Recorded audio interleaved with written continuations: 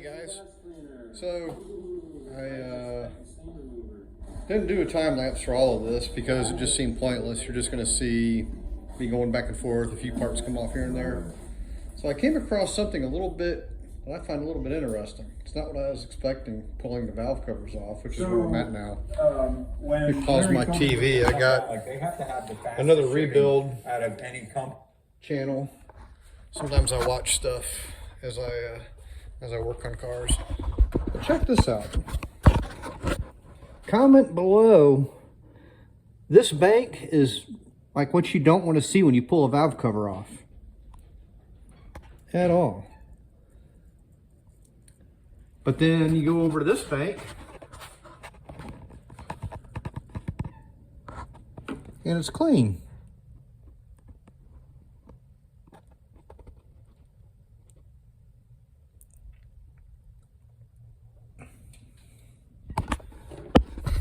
I've not seen that before. At first I thought somebody was not changing oil, but when I looked up Carfax on this car, up to 100,000 miles, whoever had it was driving at an average of 6,000 miles a year, and they were having the Acura dealer for the life of it, and her ownership or his ownership, whichever, who cares. But for that time period, it was getting serviced only at the Acura dealership. It's been with the previous owner for 25,000 miles. He bought it with around 100,000 on it. And then probably about 3,000 or 4,000 miles ago, put brand new tires on it. Said they did a full service on it, but I don't see any evidence of a belt. So that's why I'm going in here and just doing a very complete, thorough service of it. So I'll have a good, reliable vehicle, daily driver, have some fun with it. I saw one today at Cars and Coffee that was really nice. He had a really nice wheel fit. I never got to meet the owner. He was out walking around like I was, I'm sure. But anyways, comment below. I'm curious about this as to what would cause the difference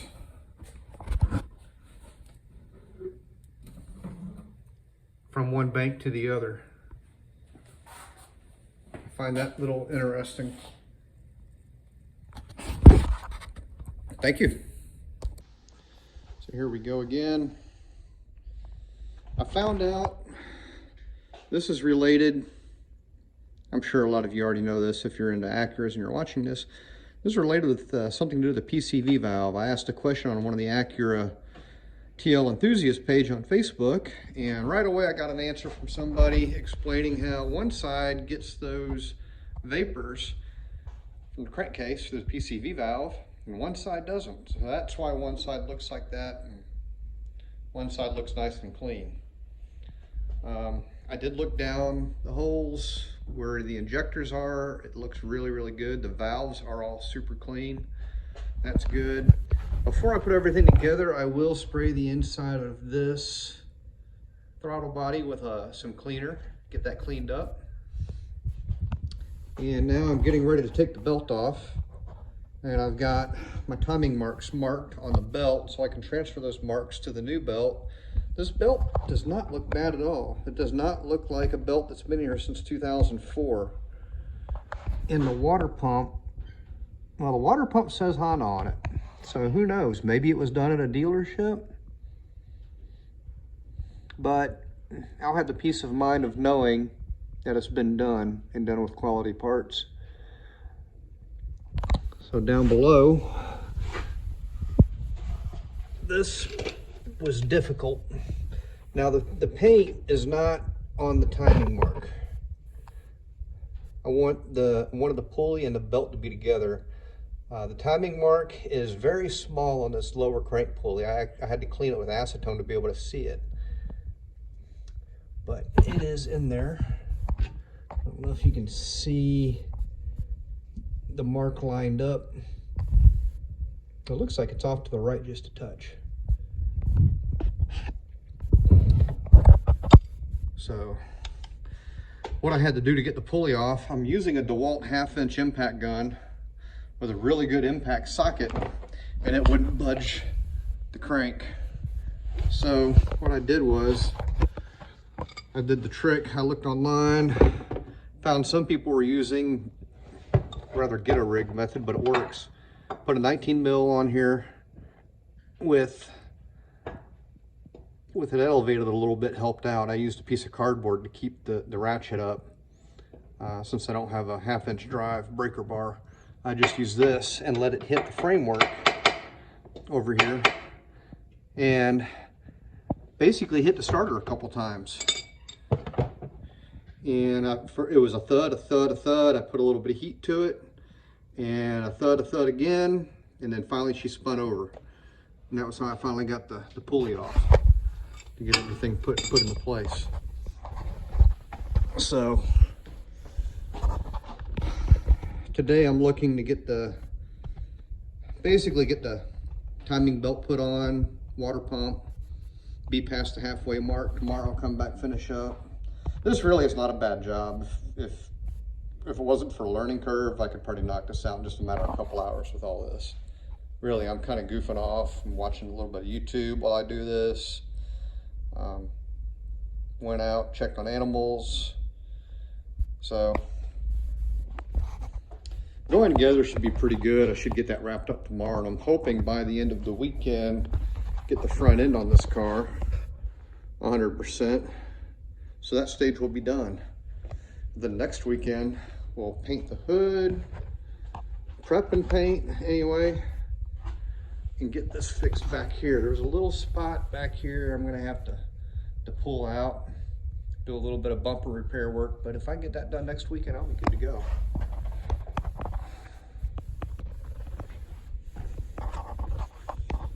So, hey there. So last night I got timing belt on. I got that nice little sticker that Gates gave me so that, since I'm not exactly a guy that has a legit receipt from a shop, at least this way somebody can know in the future that somebody replaced this thing on 3/27 of 22. So now I've got the tensioner in there and the idler for the serpentine belt. But what I'm going to do is put a new AC compressor in. It gets hot and sticky here in South Carolina, and considering how much trouble it would be to change out that compressor, you can't just drop it out the bottom of the engine, and it's definitely not coming out the top unless you take the radiator and the condenser and some other stuff out. I decided, well, I wonder if it could go out the side. That looks like it might be tight. Might be possible. I might try that with the old one just to see what happens. Anyway, I thought I would share a little tip. I'm not really trying to do a big how-to. Eric the car guy is great at how-tos. If you want a how-to on how to do all this stuff, I recommend just watch his videos. They are very thorough. This is kind of just showing what you can do with a car from the salvage lot. I bought this out of North Carolina. You don't need a dealer's license. There again, my winning bid was $1,450, and out the door with a certified check was $1,960 after the fees and everything. So I read that these can really be stuck in there. And I've seen that sometimes where an automaker uses really, really small hardware. You get some dissimilar metal corrosion over the last 18 years and they are not coming loose. They will snap off. I did not use any heat. What I did do, it takes a 5.5 millimeter, take a ball peen hammer. This is your friend. Don't go whacking the living snot out of it, but I gave it taps. Various places. Not beating the snot out of it. We're not trying to beat the fitting off of the AC compressor. We're just tapping it. That sends vibrations through the metal that can help loosen things up. Then we put the 5.5 on there, and I actually tap that about 4 or 5 times on each side. And she just popped right loose. Took a little bit of torque, but they just come right out. So now I can transfer this, because when you get a new AC pump, that doesn't come with it. This fitting doesn't. You do get some O-rings right down here next to my old spark plugs. And this is the new pump. It's a Denso unit, made in Japan, upside down. So whenever you get an AC pump, read the instructions. Hopefully it comes with instructions. If you get one from a reputable place, they usually have instructions. This one said to turn the pump 10 full revolutions so the oil that was already inside would release going to the cylinders. So I followed the instructions. Some pumps want you to dump out your old pump, cycle it so you can drain it, see how much you've got, and put the recommended oil in this. Well, what if the oil is not the same amount? I really like it when they give you an exact amount of oil to put in these. AC systems don't like it when you put too much oil in. If you put too little oil in, you're buying another pump. I got this off Amazon for $210. I figured, since I have the entire front end of this car apart, that this is a great time to do it. I'm having to put in a new AC condenser with a dryer filter in it anyway, so why not? And then that way the AC has a freshened up setup. And this way also, a lot of times if you just let the AC go until the compressor grenades itself, if you take it that far, the compressor could grenade itself and send metal shards all through the AC system, and that's when you have to go into the and get some other parts. Okay, something else I wanted to touch on about these AC compressors. I've already got the new fitting on here with a new O-ring. This is the old one. Denso, this thing came, usually it's recommended to put a little bit of PAG oil on your O-rings. These are the new ones. I picked them up, they're in a sealed package. They've already got oil on them. When you buy from a quality supplier like Denso, that's the kind of thing you get. So you can see that the AC compressors are basically completely identical. Some of the lesser reputable places, it'll be a little bit different. And sometimes you have to change something on it. But I'm going to plug these holes with the plugs that came with this unit, because as far as I know it worked. So I'm going to hold on to it, have it around as a spare, just in case I was in a pinch, couldn't get one right away. It doesn't hurt to hold on to some of this stuff. Something else I'll share, it's been great for doing all this maintenance, is not having a hood. I'm 6'2", I can bend over this car pretty easy, get to everything, and not having a hood is great for doing such a major service. You've only got, what is it, 4 10 or 12 millimeter bolts holding the hood on? Hey, go for it. Especially if you've got a friend around that can help you. Maybe tape up, run some tape here. That way you run less risk of scratches.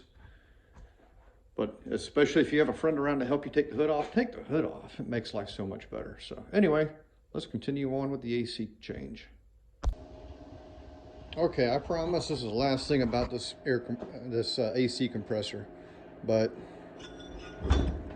well, that didn't go as planned.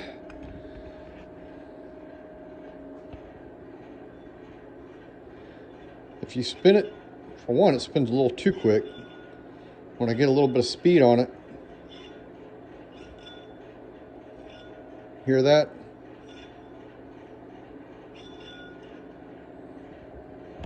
Good reason to change out the compressor while I was here. All right. So here we are. The service, I would say, is about 99.9% complete. We've got our gate serpentine belt over here. New AC compressor.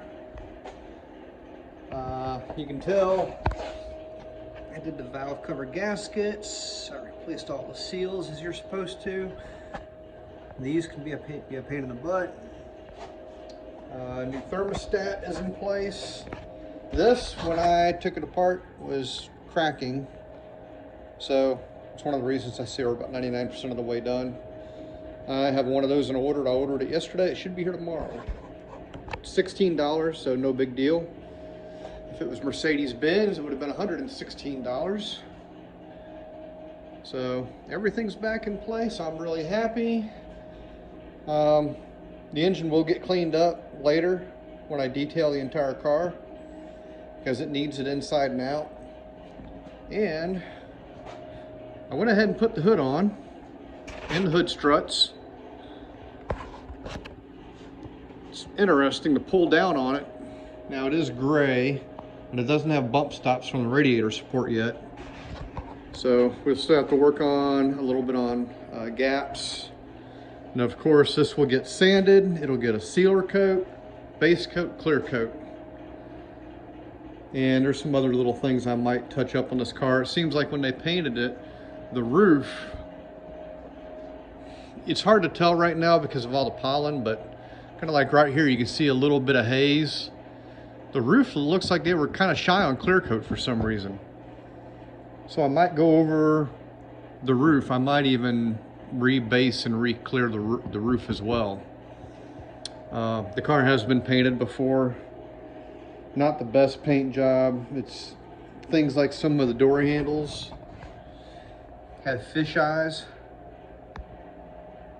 And I'm not going to try to make this into a show car. This is just going to be a daily driver that can be nice to have around. Also be fun. Not horrible on gas. I think it's a nice trade-off. So we should have some Honda reliability. Later on I will change some of the fluid in the transmission so we can get on that schedule. So hopefully, like a lot of the cars I've seen out there, hopefully this thing gets 200,000+ miles on it. And with maintenance, who knows, maybe we'll see 3. I would love to see that without having to change transmission. I think if I do, I would really look more into the route of going with the JDM transmission. They're low miles, you can get them for not a bad price. And that way you can get it, install it, keep on going. But the engine should be ready to go for at least another 100,000 before getting another service. So I feel warm and fuzzy about that. I don't know about you guys. I always feel better when, you know, all the services are done, the belts are new. The old belt, I did find some small hairline cracks in it, and it did say Honda on it. I've got the sticker down there. So if somebody else ends up with the car, they can see when the belt was done. Just good things for people to know. It's not like cars have log books like airplanes do. Unfortunately for airplanes, not everything ends up in log books. There's a lot of stuff that goes missing. So anyways, thanks for watching. And the next part of it will be bodywork.